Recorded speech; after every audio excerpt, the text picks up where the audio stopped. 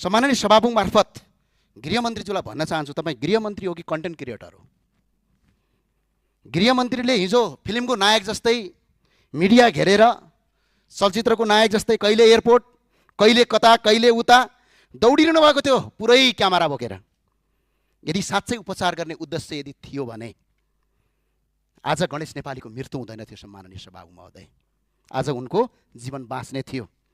हामीलाई क्यामेरामा गृहमन्त्री कहाँ हिँड्यो, आज गृहमन्त्रीले युट्युबहरू कति चलायो, आज युट्युबमा कन्टेन्ट कति क्रिएटर गर्यो, त्यो महत्त्वपूर्ण कुरा होइन। महत्त्वपूर्ण कुरा गृहमन्त्रीको आदेशबाट जनताको जीवन बाँच्यो कि बाँचेन भन्ने कुरा हो। आज सुविधा सम्पन्न अस्पतालमा बेलैमा उपचार गरिदिएको भए, एयर एम्बुलेन्सहरू पुर्याइदिएको भए, त्यो एयरपोर्टमा दौडिनुको सट्टा एउटा प्लेन मात्र एयरपोर्टमा पठाएर दिल्ली जान कति लाग्छ? 2 घण्टा। सम्माननीय सभामुख महोदय, आज ऊ मान्छे गणेश नेपालीको जीवन बाँच्थ्यो। तर के भयो?